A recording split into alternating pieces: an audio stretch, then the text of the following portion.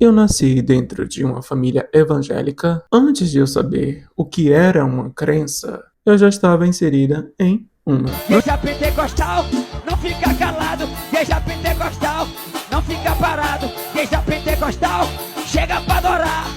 Meu Deus do céu, eu vou dar lugar. Não estou dizendo isso como uma acusação, estou dizendo isso aqui como um ponto de partida. Porque existe uma pergunta que eu só consegui fazer depois de muitos anos. Quando uma criança cresce ouvindo que, em determinado momento da vida, deveria falar línguas estranhas,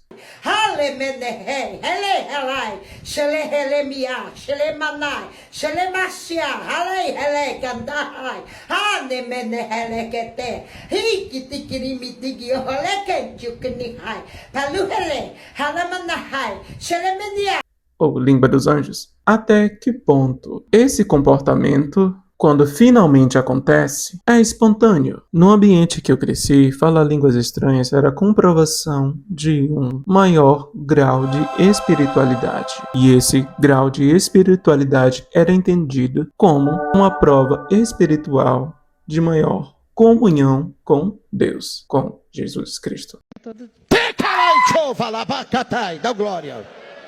Então, de certa forma, tinha uma expectativa sobre mim quando eu iria manifestar as línguas estranhas quando eu era adolescente. Então, eu era incentivado a tentar, mesmo achando tudo aquilo estranho. Eu não vou dizer aqui que eu fui manipulado, será? Não sei. Talvez isso seja uma palavra muito pesada, e não é a intenção desse vídeo. Até porque tinha uma perspectiva de que eu queria fazer parte daquele movimento e mostrar que eu tinha um grau de espiritualidade maior. E é exatamente esse sentimento, esperar algo de mim, que vamos debater e falar, investigar nesse vídeo. Porque a ciência tem muito a dizer sobre o comportamento humano quando ele nasce sobre essa perspectiva. Vou trazer aqui embaseamento teórico e científico, sendo um fonoaudiólogo e um ateu. Vem cá, vou te contar uma coisa pessoal. Eu me lembro em uma noite de vigília, eu estava na igreja e um pastor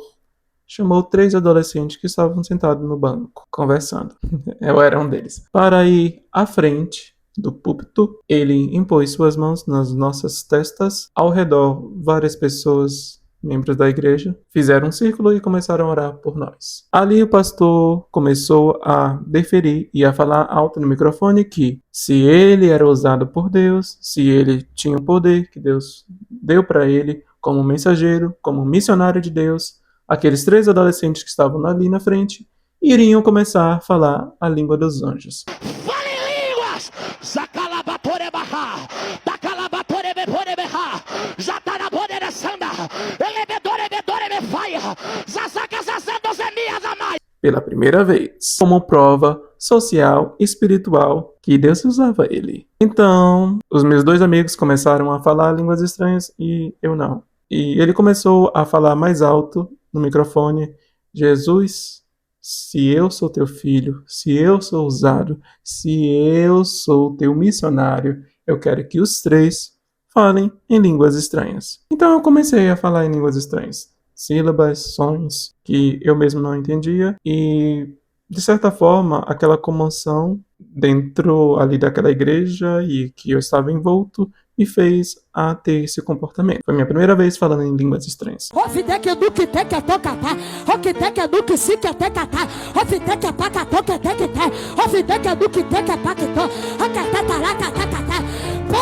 estão entendendo o que eu estou fazendo. E hoje tem uma base teórica. Eu posso discutir sobre que produzir sons não é necessariamente produzir linguagem.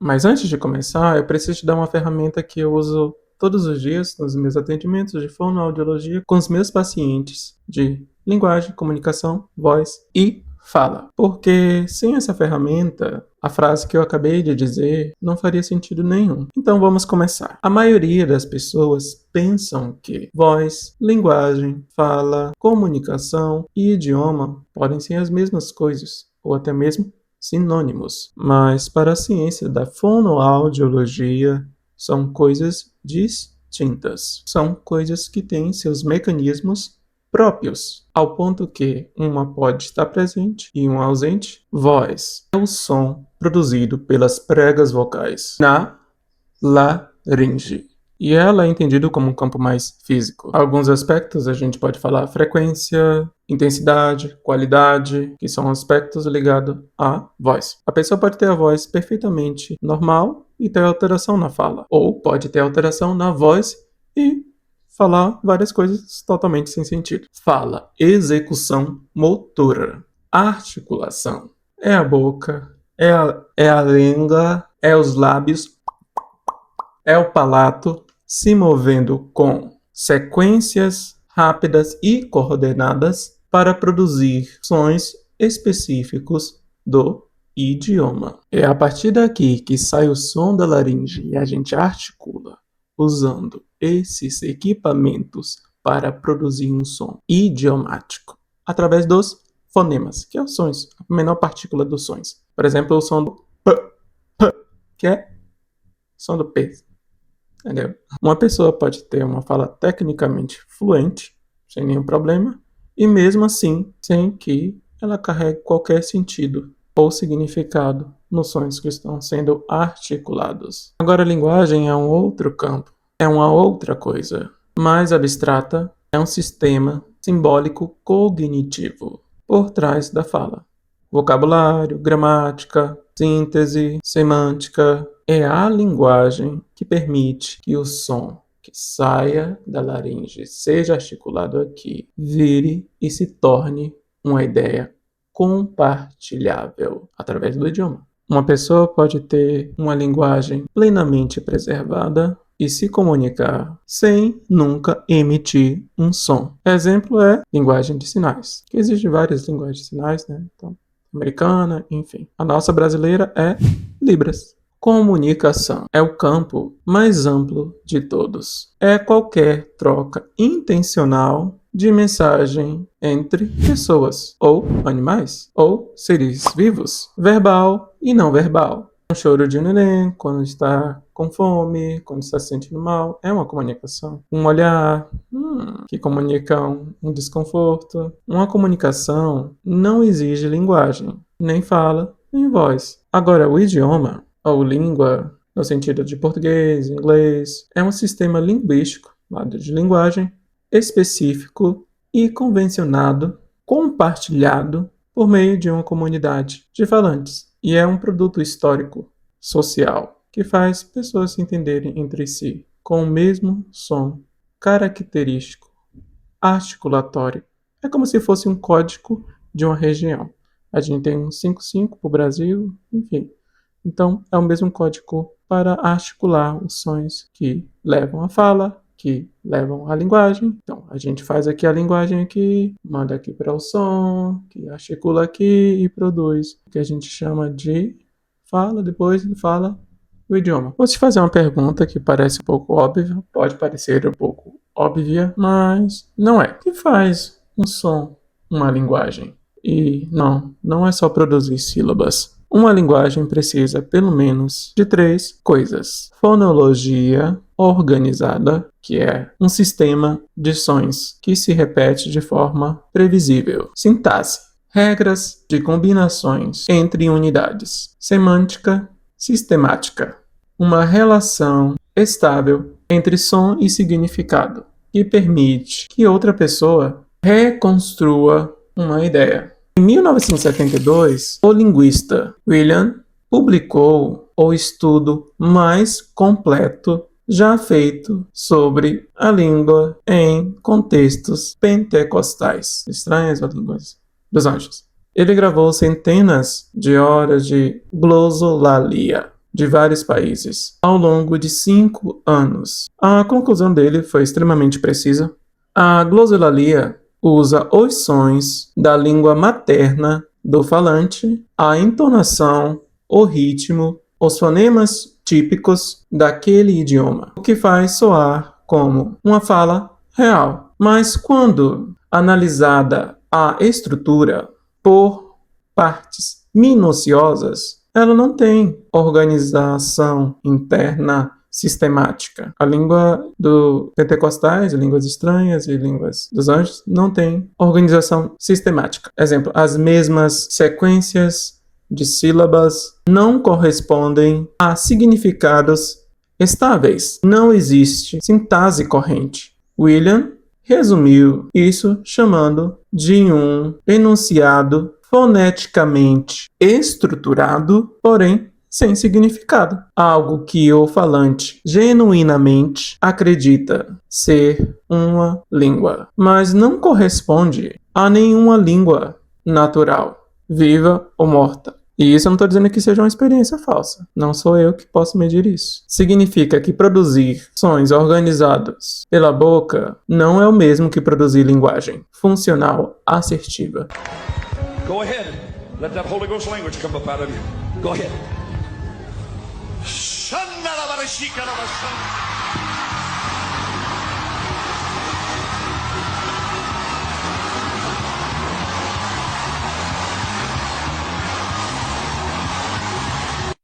E é esse exato tipo de distinção que, quando eu era adolescente, não tinha ferramentas para fazer. Tem uma ferramenta que deixa esse teste ainda mais concreto. O alfabeto fonético internacional, chamado de IPA, uma sigla em inglês. O IPA não pertence a nenhuma língua. O IPA foi criado justamente para que qualquer som que a boca humana produza, ou seja, capaz de produzir em qualquer nível, em qualquer idioma do planeta, possa ser transcrito de forma precisa e comparável. É a ferramenta que um fonoaudiólogo, como eu, ou um linguista, usa para transcrever sem ambiguidade exatamente qual som foi produzido, com qual ponto e modo de articulação foi produzido o som. Exemplo, o som do B não é B, é B. Por exemplo, se eu produzir B, A, L, A, tem sentido, mas se eu juntar os sons, esses 4 sons, fonemas aí, bola, entendeu? Eu sei que é estranho, mas é assim.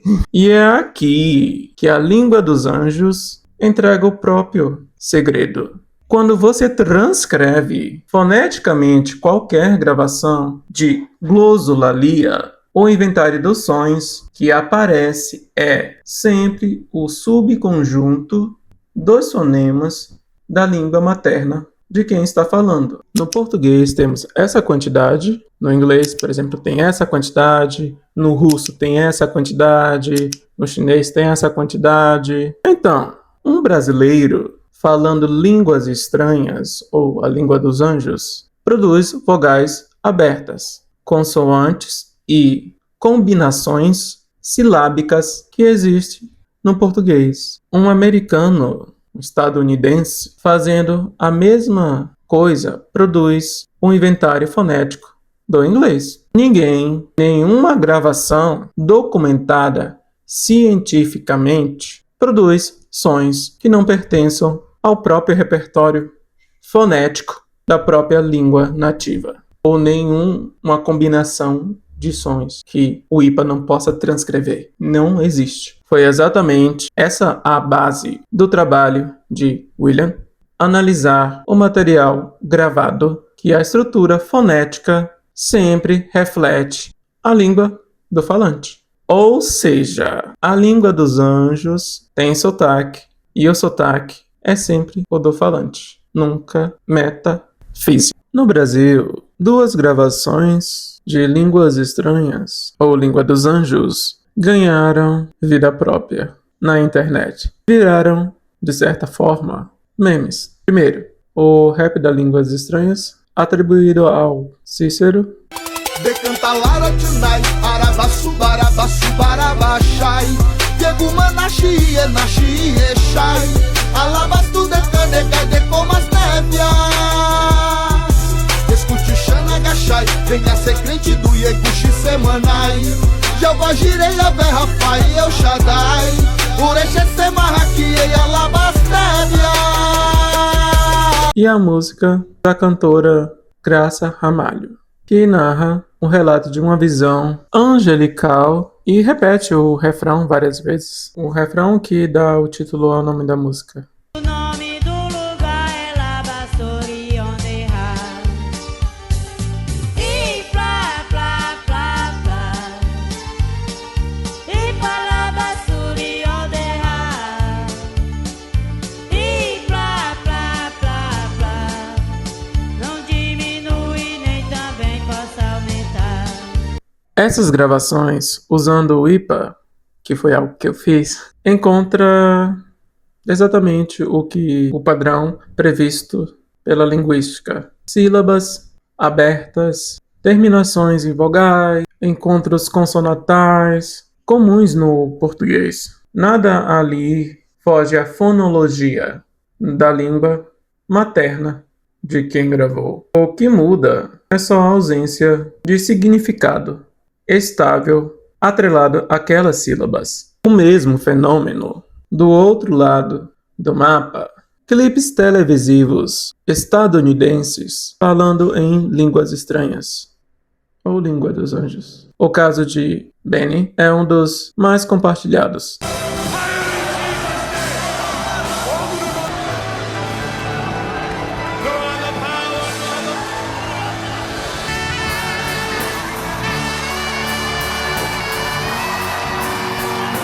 E hoje também motivo de memes nas redes. Circulam há décadas, e ao descrever foneticamente esses trechos, o padrão muda de sotaque, mas não da natureza. Aparecem sons e entonação típicos do inglês americano, com essa mesma estrutura de sílabas repetidas e ausência de síntese recorrente, que William já havia documentado cientificamente lá na década de 70. Brasileiro fala foneticamente português, estadunidense fala foneticamente inglês. Nenhum desses, ninguém, fala foneticamente língua angelical, sobrenatural. Porque essa categoria, foneticamente falando, não existe. E aqui entra outro contraponto da cultura pop, que ajuda a fechar essa ideia com humor, ou similes, a língua fictícia falada pelos personagens do jogo The Sims.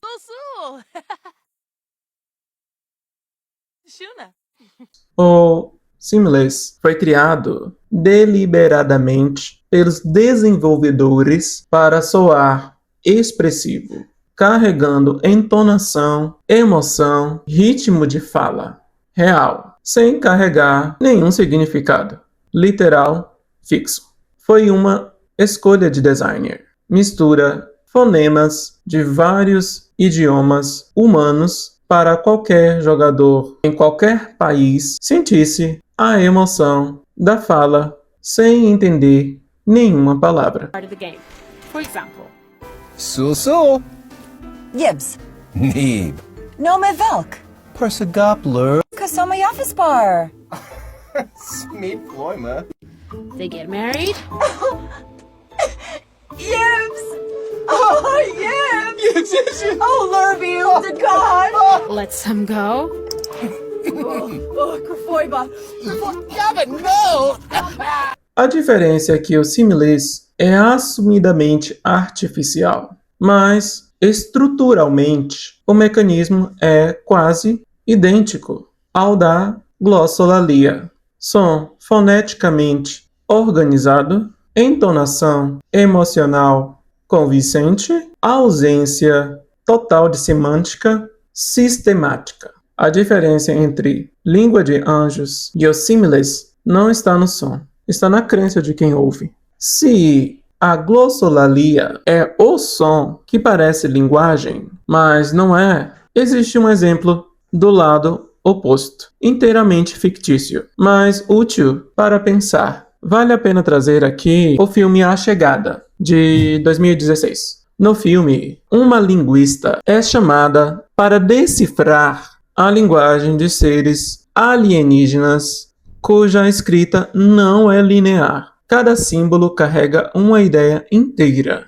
sem começo, meio ou fim. Linguagem. A personagem começa a perceber o tempo de um jeito diferente, não mais como uma sequência de antes e depois, mas como algo que possa ser percebido todo de uma vez. O filme constrói a ideia em cima de um conceito real linguístico, a hipótese de Sapir, também chamada de relativismo linguístico. A proposta de que a língua que falamos não apenas expressa o nosso pensamento, mas também molda a forma que pensamos. Só uma pausa aqui. Só aqui eu preciso ter cuidado, o mesmo cuidado que eu tive com a glossolalia. Existem duas versões a respeito dessa teoria. Versão forte e a versão fraca. Ou melhor dizendo, hipóteses. Fraca e forte. E são coisas bem diferentes. A versão forte,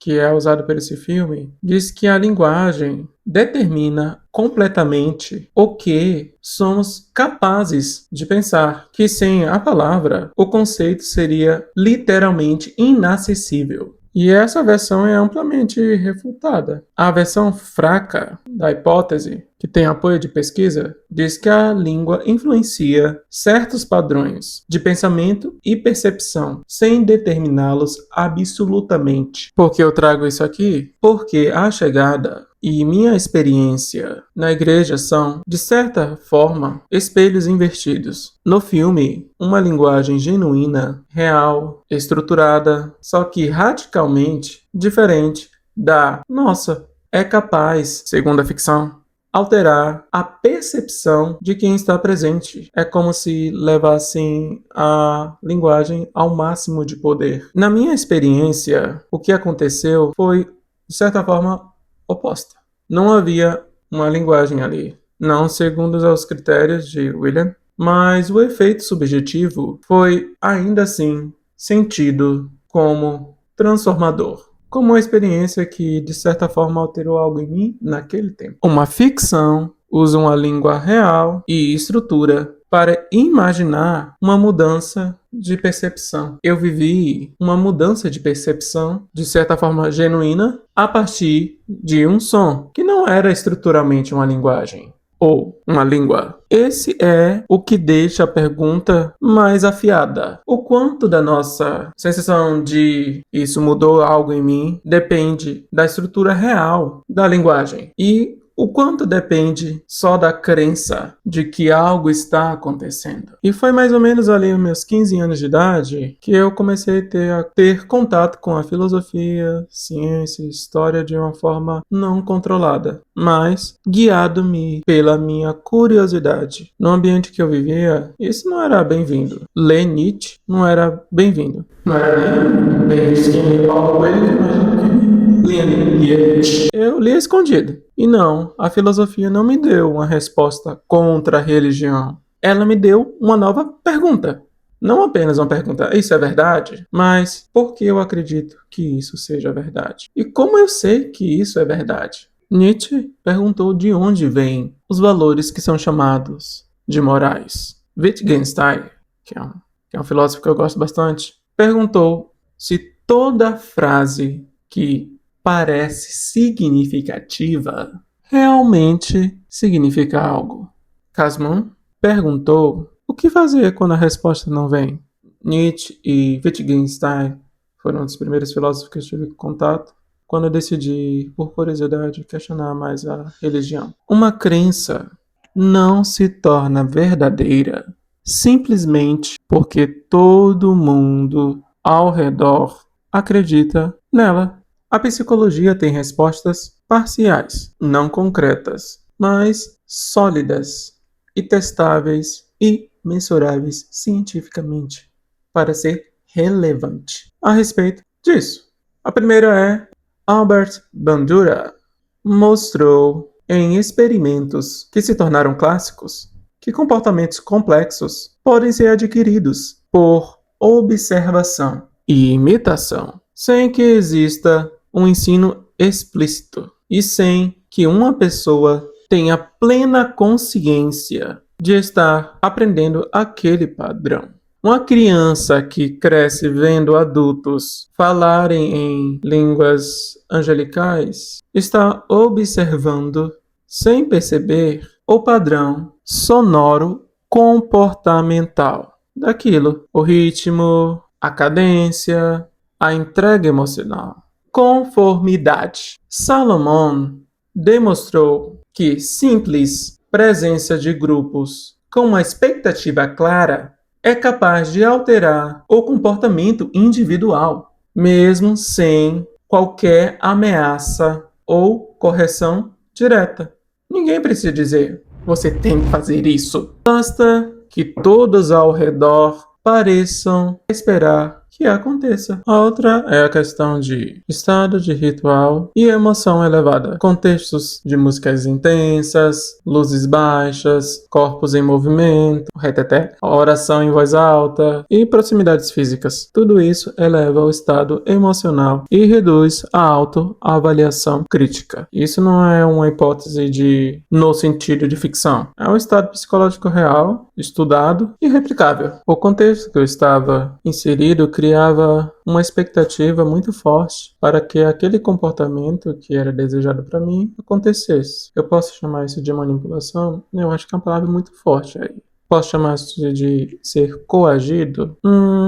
É uma coisa que eu me questiono todo o tempo. Mas eu acho que a pergunta que vai ficar aqui é: quanto de espontaneidade existe em um comportamento quando todo mundo ao seu redor espera que você produza? Inclusive, existe uma avaliação que vai muito mais profundo ainda. Vai até a mesma neurociência. Em 2006, o pesquisador Andrew, da Universidade de Pensilvânia, conduziu o primeiro estudo de imagem cerebral durante a prática de glossolalia. Ele comparou a atividade cerebral de praticantes cantando hinos religiosos com atividades durante a fala das línguas estranhas ou dos anjos. O resultado, durante a glossolalia, houve a redução mensurável de atividades nos lóbulos frontais, a região mais associada ao controle voluntário do planejamento da fala e senso de agência sobre as próprias ações. Isso é notável porque bate exatamente com o que os praticantes relatam subjetivamente. A sensação de que não sou eu no controle falando, é Deus falando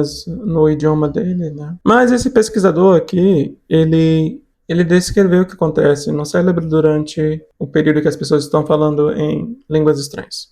Esse estado subjetivo. A ciência consegue mapear o relato neural, mas ela não vai conseguir interpretar o lado metafísico porque não se comprova. A experiência que eu vivi pode ter sido real, mas sem precisar de uma explicação sobrenatural. Ter tido uma experiência real nessa esfera não significa automaticamente. Logo, eu estava falando uma língua enviada por Deus. O que eu quero dizer aqui é: uma experiência subjetiva pode ser genuinamente verdadeira, emocionalmente, mas a interpretação metafísica sobre ela pode ainda assim estar equivocada, ou no mínimo não pode ser dada como certeza, sem mais evidências do que a própria experiência da pessoa.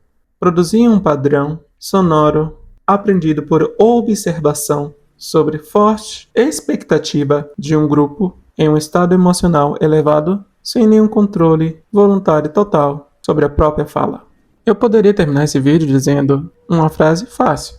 Eu era religioso, descobri a filosofia, a ciência, a história, estudei bastante e abandonei a religião. Isso seria até confortável de falar e simplório demais. E até assim, raso. A verdade é que é muito mais complicado do que isso. Não é uma história de uma ruptura limpa. É uma história de continuidade, de transformação ao mesmo tempo.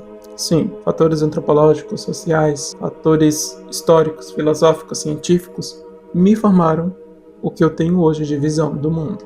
E no final de tudo isso, depois de passar por isso, eu me lembro que eu me fiz perguntas a respeito disso ali quando estava entrando na graduação e eu tive minha primeira cadeira de fonética, de desenvolvimento da linguagem, e eu me deparei com alguns estudiosos da linguagem e, claro, eu me deparei com os estudos de William. Quem fez você acreditar nas línguas estranhas, ou língua dos anjos? Quantas coisas nós chamamos de verdade simplesmente porque fomos ensinados a chamá-las assim, até antes de termos idade para perguntar: e como eu sei disso? Nenhuma crença, preste atenção, nenhuma crença deveria ser protegida da pergunta: como você sabe disso? Enfim, esse foi o vídeo e espero ver vocês no próximo vídeo. Tchau! O que dizer da vida? Se para se encontrar, você tem que contar histórias para si mesmo que violam cada lei do universo, só para enfrentar a porra do seu dia. O que isso diz sobre a sua realidade, Marty? Quando você começa a falar assim, parece que está em pânico. Transferência de medo e autopiedade num meio cheio de autoritarismo. Catarse. Ele absorve o terror com essa narrativa. Graças a isso, ele é bem-sucedido no tamanho da certeza que ele projeta. Alguns estudiosos de antropologia linguística acham que a religião é um vírus da linguagem. Parece que ela reescreve caminhos no cérebro. Impede o senso crítico. Olha, eu não uso todas essas palavras difíceis como você. Mas, para um cara que não vê sentido na existência, você se preocupa demais com ela.